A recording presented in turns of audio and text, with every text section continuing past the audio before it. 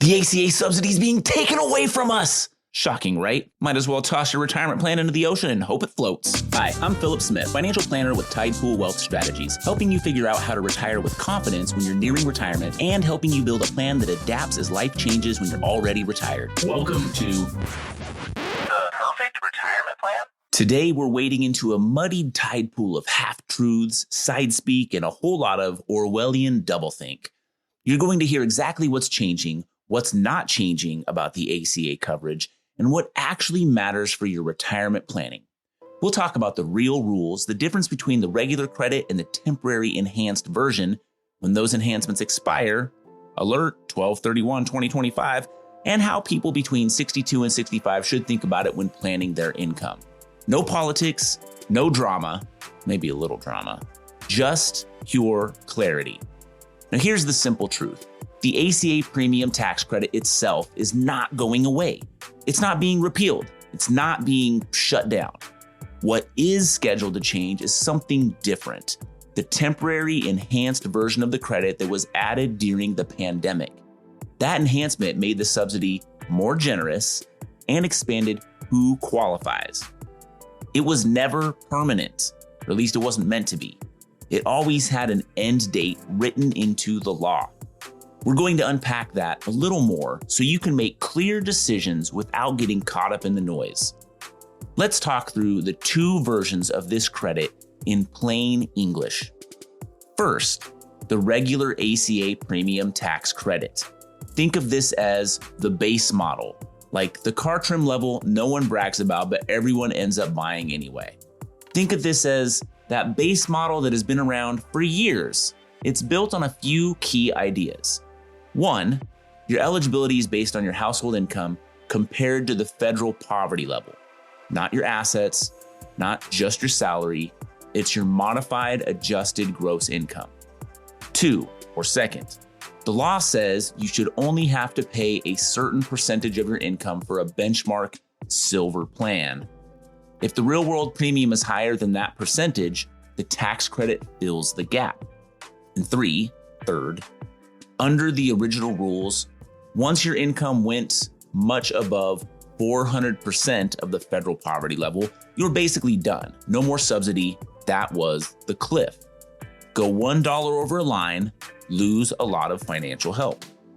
Now, then there's the enhanced version, and this is where the pandemic changes come in.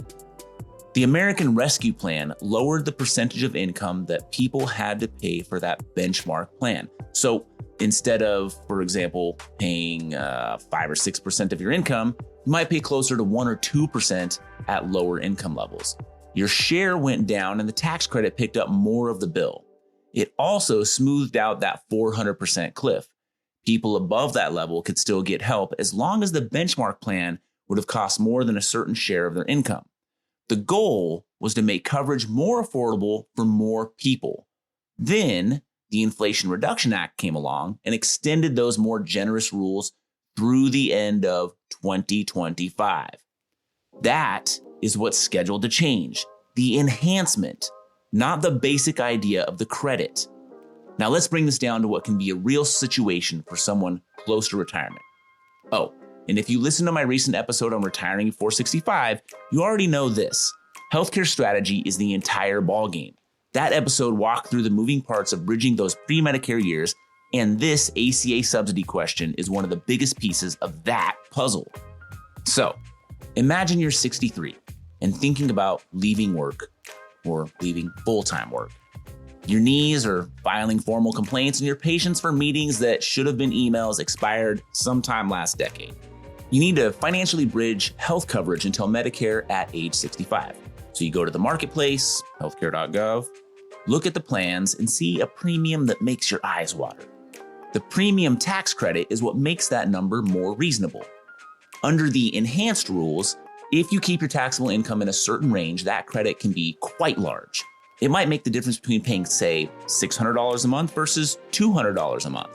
The exact numbers depend on your state, your age, and the plans, but the gap is often very real money. In 2026, nothing changes in DC. The formula reverts to the older, less generous one. And so by the time you hear this, That reversion has already happened. Your income might be the same, but your required share of the premium is higher and the credit shrinks. For some people, especially in their early 60s, this will feel like quite the price jump.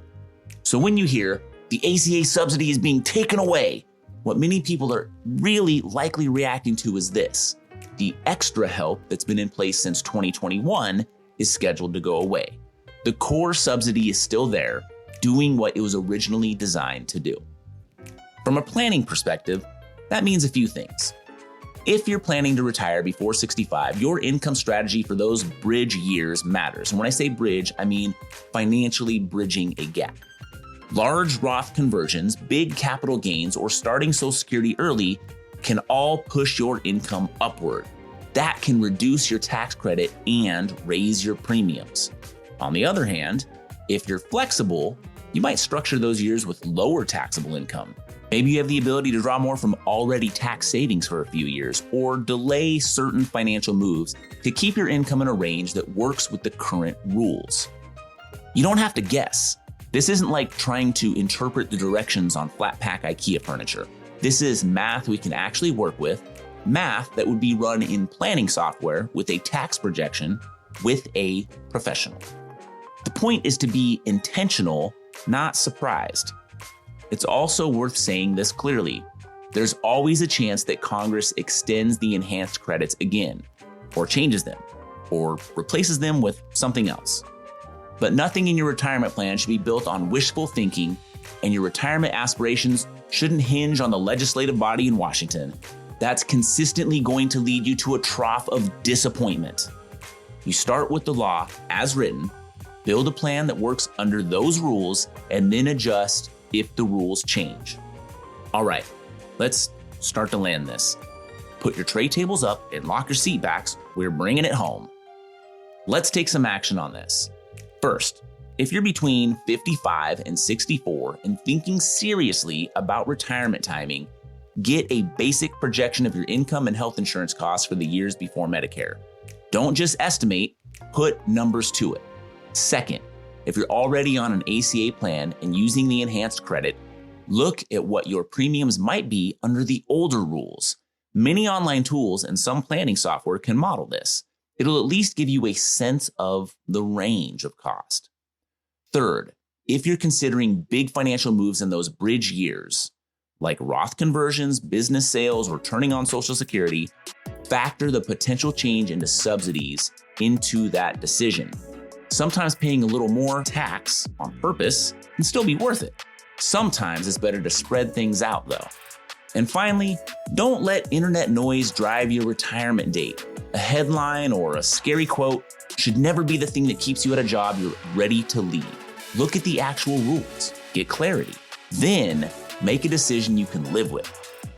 If you found this conversation helpful and you want more clear, practical guidance for people close to retirement, make sure to subscribe to the podcast so you don't miss future episodes. And remember, it's not about having the smartest financial advisor, the most money saved, or the highest probability of retirement success.